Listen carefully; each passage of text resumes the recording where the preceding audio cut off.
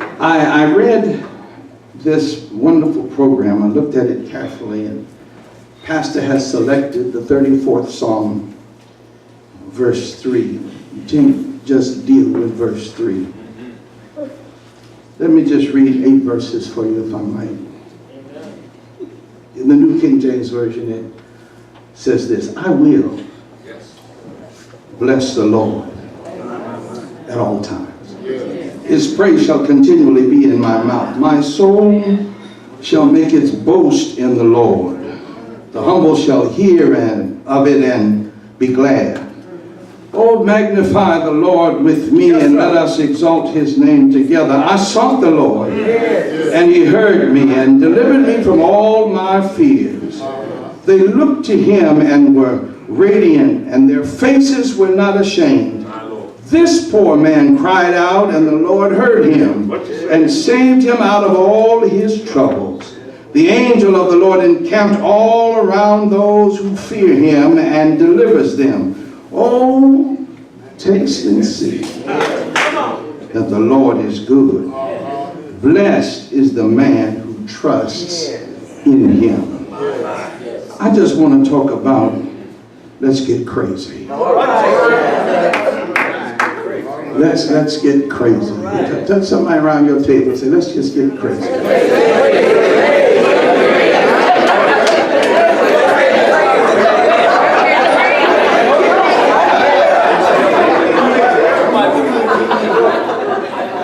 The background of our story takes place in old times, in Old Testament times, when David was doing his thing because the Lord had given him special gifts and talents.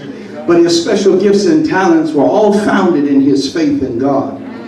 Our background of this text helps us to understand that even those of us who find ourselves blessed of the Lord, sometimes we get in situations that we don't know how to get out of. I wish I had a witness right there. Has anybody ever been in some situation where you didn't know how you were going to get out of it?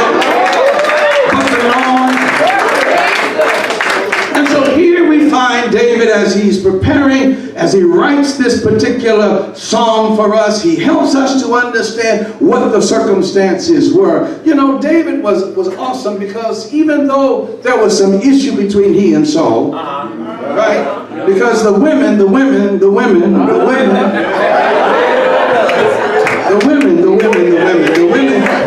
cried out, you know, Saul has killed his thousands, but David his 10,000s. And so David had tendency to have a little more attention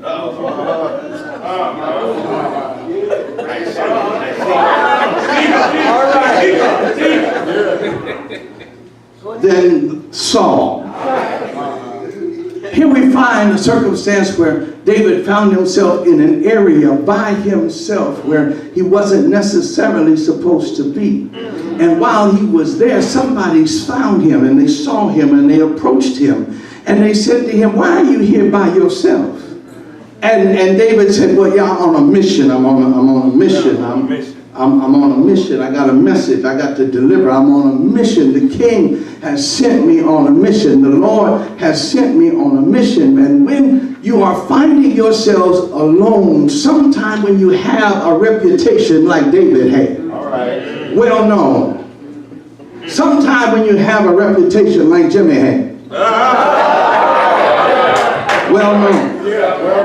well known, people will remember your face. The Bible tells us in the text, and when you go back to the book of Samuel, it tells you that they recognized who he was, and they approached him, and they remembered all the stuff that he had done. They remembered all the wars that he had won, all of the conquering that he had done. They remembered everything that had gone David's way, amen. And some folk don't like when things go well for you. I wish I had a witness right there. When life gives you a benefit, when life blesses you, some folk don't like it, especially church folk. Let me just go there. Let me get myself together. Amen. Sometimes church folk, amen, will get up on your last nerve, amen, when you tell them how good the Lord has been to you, when they can see the benefits of what God has done for you. Church folks sometimes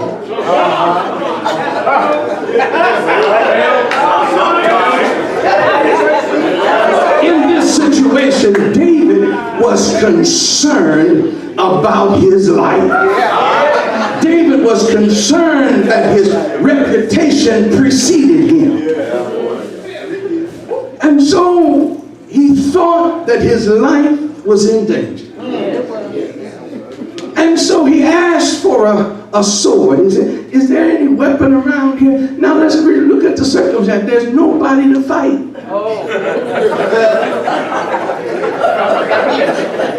Nobody around, but David asked for a sword. And those that came and recognized it, the only sword around here is Goliath's sword. He said, well, let me have that. Now you got to remember now, David was a run. Goliath was a giant. Am I right? And David asks for Goliath's sword. You know he couldn't hold that. He couldn't handle that. So that was the first instance that something was wrong with David. And so as those church folk, if you will, those that were after David, after they recognized him, after they were coming, they said, why does he want David's sword? The sword's bigger than him. But he asked for it anyway. And then David started doing something. David started acting crazy. All right. David started getting berserk, stuff hand, kind of like, Jimmy does when you sing the wrong notes. Just goes there. So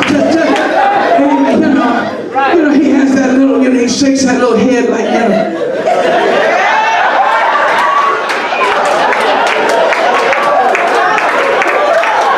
Can I get a witness?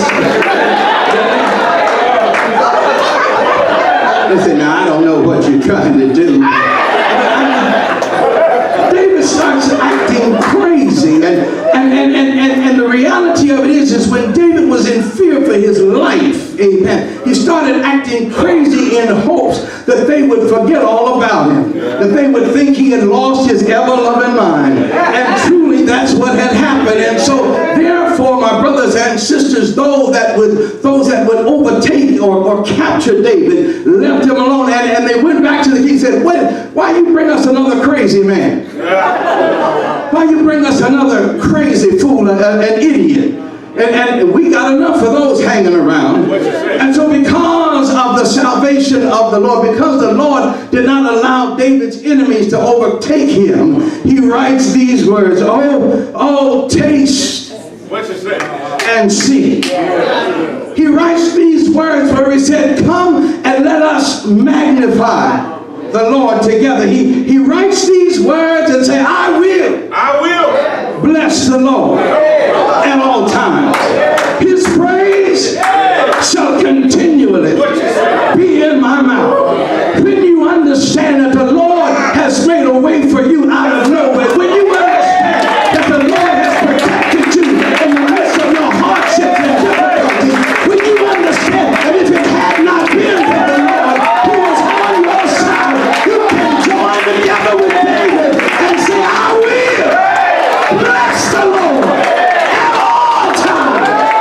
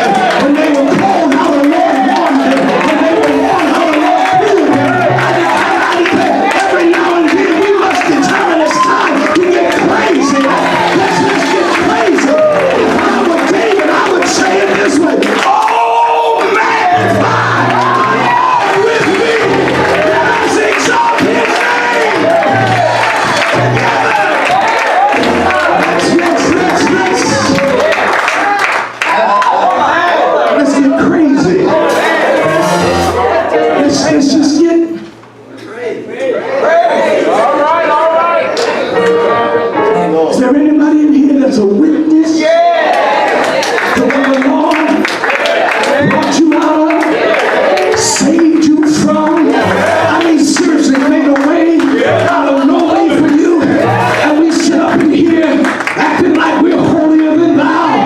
Don't clap our hands. Don't stomp our feet. Don't let tears fall down. But when you know that you know that you know it was only by the grace of God that you've been able to get through this part of your life.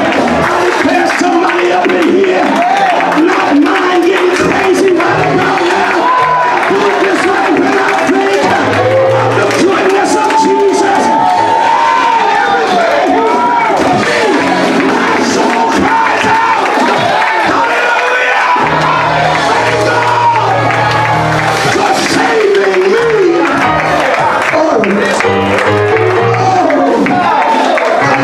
Taste and see.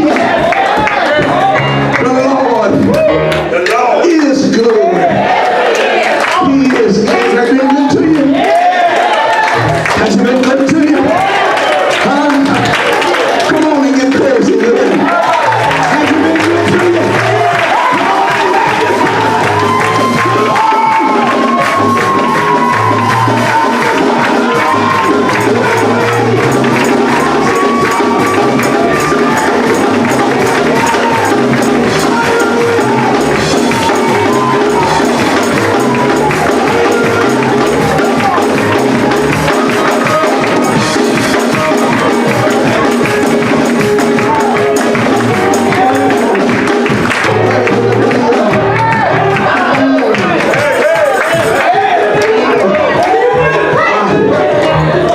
If y'all don't understand it, it's because you've not sought the Lord. But I sought the Lord, and he heard me.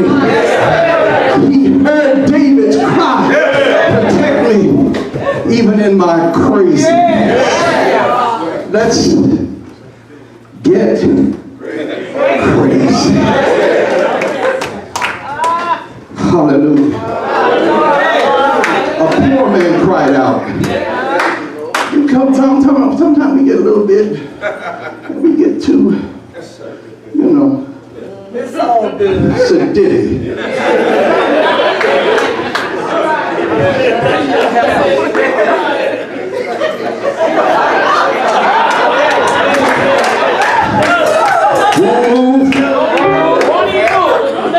Don't want to blink. Don't want anybody to think that I feel something. But when you get crazy for the Lord, when you get seriously crazy, think something happens to you. Gets down in your feet, down in your back. I mean, gets in your hands. You can have arthritis like nobody's business. But when the Lord comes and snatches you up, you can't feel no arthritis. You can't feel it because it is the Lord that has overcome you. And that's why he said, oh, magnify the Lord with me. Let's exalt his name together. So in the midst of being crazy, I'm going to let you go because I know you're hungry. You finished eating and you're ready to sleep.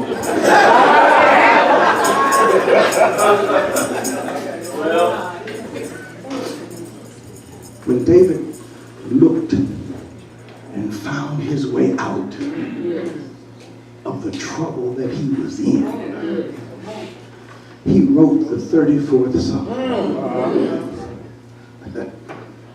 Can you imagine what you ought to be writing? Based upon what the Lord has done for you.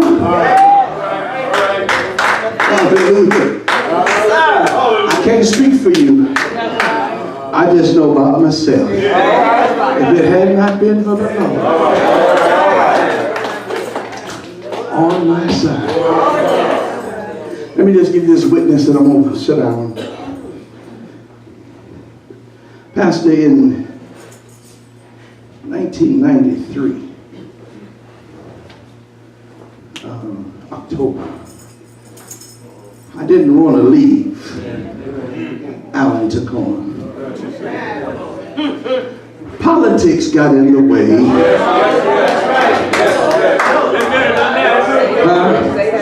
There was a man at a church up the road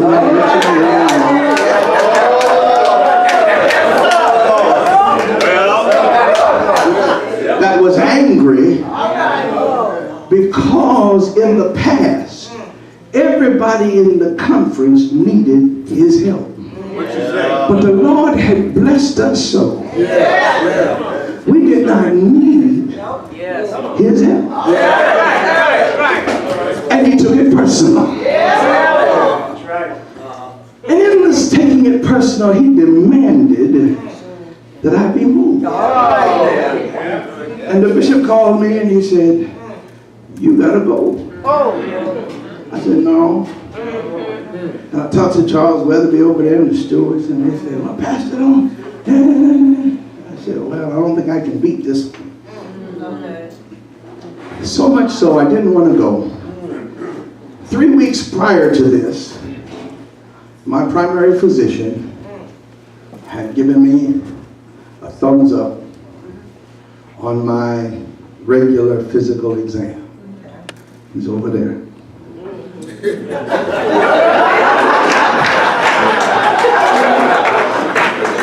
But by the time I got to St. Louis, because I didn't want to go, my pressure went crazy. 218 over 180. I didn't know nothing about pressure. I ain't had no sickness. I was good. And the people said, when I went to the hospital, I just drove myself to the hospital. I didn't know what was wrong. I said, "Take my pressure. Then something ain't right." And the lady got so stat. She said, "You about to stroke out." I said, "No, I ain't gonna do that."